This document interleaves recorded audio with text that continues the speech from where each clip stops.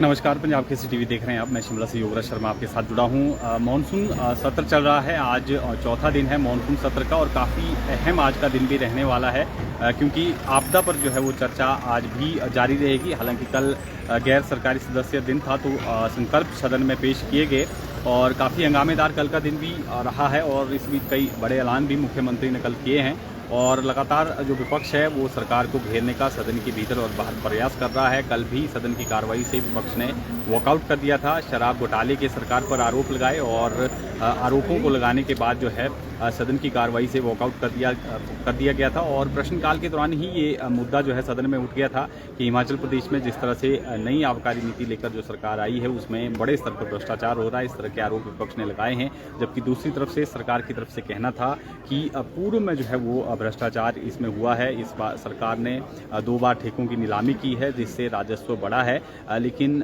BJP के समय में 4 साल केवल जो ठेके थे उनको रिन्यू किया गया जिन ठेकेदारों को दिए गए थे। तो ऐसे में हिमाचल प्रदेश को नुकसान हुआ है, इस तरह का जो है वो सरकार का कहना था। तो दोनों तरफ से हमले काफ़ी तीखे सदन के भीतर हो रहे हैं और आज भी जो है वो प्रश्नकाल से सदन की कार्रवाई शुरू होगी। 11 बजे सदन की कार्रवाई शुरू होगी। प्रश्नकाल में काफ़ी महत्वपूर्ण सवाल जो हैं वो सदन के भीतर गूंजेंगे, जिसमें आज गोबर खरीद का मसला भी सदन के भीतर उठेगा। जो जनकराज हैं विधायक बीजेपी के, उन्होंने सदन में पूछा है कि सरकार ने अभी तक कितना गोबर जो है वो खरीद लिया है, क्योंकि 10 गारंटीज लेकर जो है वो सत्ता में सरकार आई थी।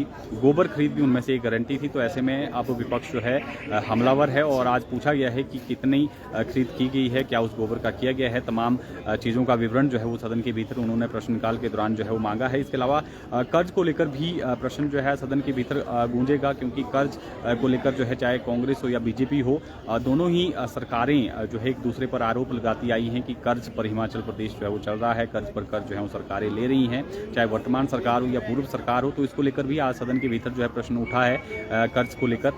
अभी तक जो सरकार है कितना कर्ज सरकार ले चुकी है। सुधीर शर्मा बीजेपी के विधायक हैं धर्मशाला से, उन्होंने सदन में ये प्रश्न पूछा है, कर्ज का पूरा ब्यौरा जो है वो मांगा है। इसके अलावा ये भी पूछा गया है कि क्या विभागों से जो पैसे हैं वो पिछली बार खर्च नहीं हो पाए, वो लैप्स हुए हैं, कितने ये लैप्स हुए हैं, इसका पूरा ब्यौरा जो है वो सदन के भीतर उन्होंने पूछा है।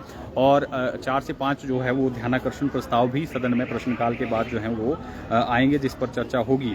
इन ध्यानाकर्षण प्रस्ताव की ही अगर बात कर लें तो सतपाल सिंह सत्ती बीजेपी के विधायक, इन्होंने मसला उठाया है हमीरपुर के नीट की कोचिंग ले रहे छात्र की पीजी की तीसरी मंजिल से गिरने के कारण जो स्थिति उत्पन्न हुई है उसको लेकर इन्होंने ध्यानाकर्षण प्रस्ताव लाया है। राकेश कालिया, इन्होंने सदन में जो है वो प्रस्ताव लाया है कि चिंतपूर्णी मंदिर के लिए बनाए जा रहे रज्जू मार्ग के कारण स्थानीय दुकानदारों और व्यवसायों को नुकसान हो रहा है, उस पर सदन विचार करे। बलबीर सिंह वर्मा की तरफ से जो है वो प्रस्ताव लाया गया है, सैंस देहा चौपाल नेरवा कुपी सड़क के चांदनी नाला के पास भूस्खलन से जो क्षतिग्रस्त सड़क हुई है उस पर सदन विचार करे। और अनुराधा राणा ने प्रस्ताव लाया है, भारी बरसात के कारण सिस्सू पुल के क्षतिग्रस्त होने से उत्पन्न स्थिति को लेकर ये ध्यानाकर्षण प्रस्ताव है। इसके अलावा नियम 130 के अंतर्गत जो है आज चर्चा जो है वो जारी रहेगी। हिमाचल प्रदेश में जिस तरह से आपदा से नुकसान हुआ है तो उसको लेकर जो है वो चर्चा जारी रहेगी। हो सकता है कि आज मुख्यमंत्री इस चर्चा का जो है वो जवाब भी दें और किस तरह का जवाब रहता है, क्या विपक्ष जो है जवाब से संतुष्ट हो पाता है या नहीं हो पाता है, किस तरह सदन कार्रवाई चलती है, ये देखना काफ़ी अहम होगा। ठीक 11 बजे से सदन की जो कार्रवाई है वो शुरू हो जाएगी। फिलहाल आपको तस्वीरें मैं विधानसभा की दिखा देता हूँ। ये देखिए तस्वीरें आप देख रहे हैं और 11 बजे के आसपास जो है प्रश्नकाल से आज के दिन की कार्रवाई भी शुरू हो जाएगी और काफ़ी महत्वपूर्ण रहने वाला है किस तरह का रवैया आज विपक्ष का रहता है, क्योंकि कल भी सदन की कार्रवाई से विपक्ष ने वॉकआउट कर दिया था और काफ़ी हमले जो हैं वो कल बोले हैं विपक्ष ने। खास तौर पर शराब घोटाले के जो है यहाँ पर आरोप लगाए हैं और ये कहा है कि बड़े स्तर पर इसमें घोटाला हुआ है, अपने लोगों को जो है वो ठेके आवंटित किए गए हैं, इस तरह के आरोप लगाए हैं। तो देखना होगा किस तरह से आज सदन के भीतर जो है वो विपक्ष का रवैया रहता है। काफ़ी महत्वपूर्ण आज का दिन है। इसके अलावा क्योंकि कल जिस तरह से मुख्यमंत्री ने अनाउंस किया है कि 2 महीने तक जो है सरकार के मंत्री और जो सीपीएस हैं और खुद मुख्यमंत्री जो है वो वेतन और भत्ते नहीं लेंगे, 2 महीने बाद इसको लिया जाएगा।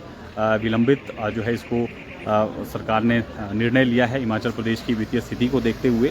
तो इसको लेकर भी लगातार जो है वो विपक्ष लगातार निशाने साधता आ रहा है कि गारंटीज कांग्रेस सरकार ने दी है और ऐसे में जो ये आर्थिक स्थिति हिमाचल प्रदेश की हुई है ये उसी का नतीजा है। और 2 महीने देरी से अगर वेतन भत्ते सरकार के मंत्री और सीपीएस लेते हैं तो उससे समाधान नहीं होगा, बल्कि जो सीपीएस और चेयरमैन हो उनकी जो फौज है उसको कम किया जाए, इस तरह का जो है पूर्व मुख्यमंत्री जयराम ठाकुर का कहना था।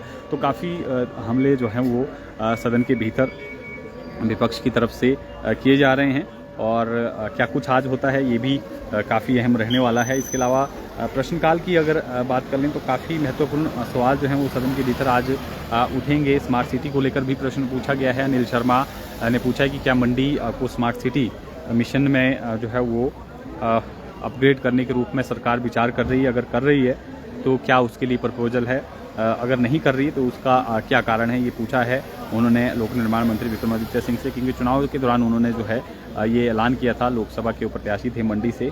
तो इसको लेकर भी उन्होंने प्रश्न जो है ये पूछा है।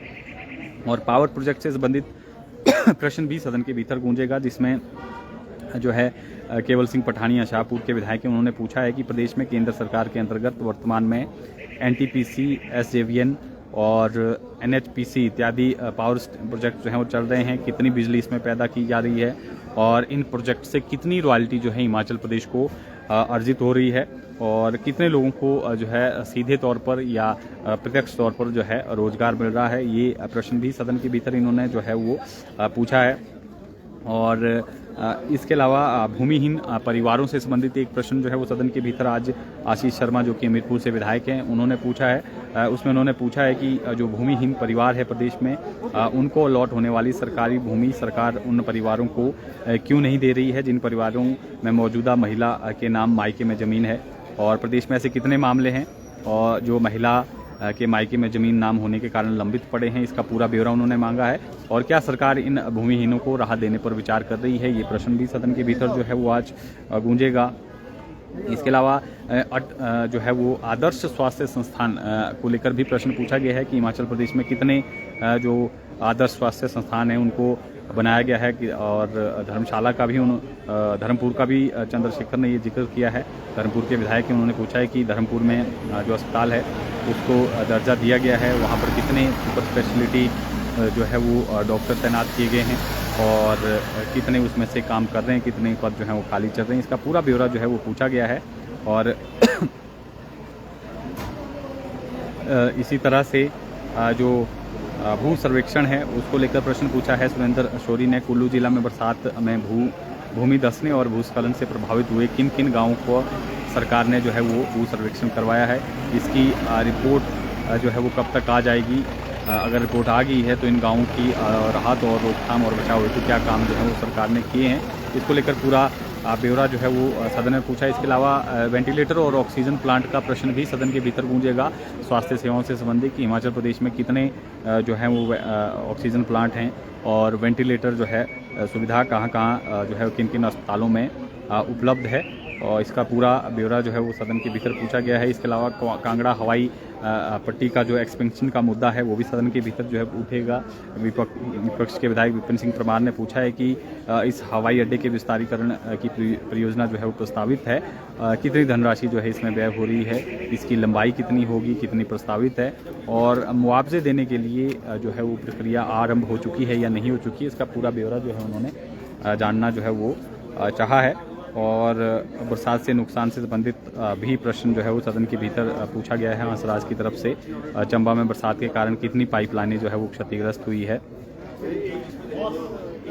और कितने लोगों को जो है बीते 2 सालों में चुराग क्षेत्र में जो पीने के पानी की जो सुविधा है स्वच्छ पानी की वो मुहैया करवाई जा रही है, योजना का जो उन्होंने जो है वो पूरा इसमें पूछा है। और बिजली की दरों को लेकर भी प्रश्न आज सदन के भीतर उठेगा। सुखराम चौधरी पोंटा साहिब से विधायक है जो कि पूर्व में मंत्री भी थे, तो उन्होंने सदन के भीतर ये पूछा है कि 1 अप्रैल 2022 से 31 जुलाई 2024 तक हिमाचल प्रदेश में जो बिजली दरें हैं चाहे घरेलू या कमर्शियल या औद्योगिक, उसमें कितने प्रति यूनिट जो है वो बढ़ोतरी की गई है और कितनी आय जो है सरकार को इससे हो रही है, ये प्रश्न भी पूछा गया है। और इसके अलावा केंद्रीय विश्वविद्यालय को लेकर भी सुधीर शर्मा की तरफ से प्रश्न पूछा गया है कि केंद्रीय विश्वविद्यालय धर्मशाला के निर्माण की अदद स्थिति क्या है, इसके लिए जो चिन्हित भूमि है वो कितनी बार उसका आंकलन किया गया है और सरकार द्वारा भूमि हेतु कितनी धनराशि दे है और राशि कब तक जमा करवा दी जाएगी, ये प्रश्न भी सदन के भीतर जो है वो उठेगा। तो काफ़ी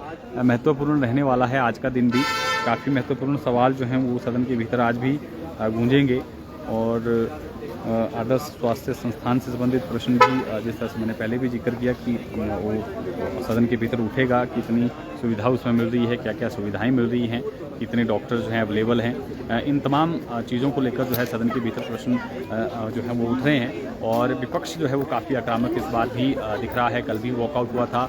आज देखना होगा कि आज किस रणनीति के साथ विपक्ष जो है सदन के भीतर घुसता है। क्या प्रश्नकाल से पहले ही सदन में जो है वो सरकार को घेरने की विपक्ष रणनीति बनाता है या प्रश्नकाल के बाद जो है सरकार को किस तरह से घेरा जाता है। इस तमाम अपडेट के साथ फिर जुड़ेंगे। आप बने रहें पंजाब केसरी हिमाचल।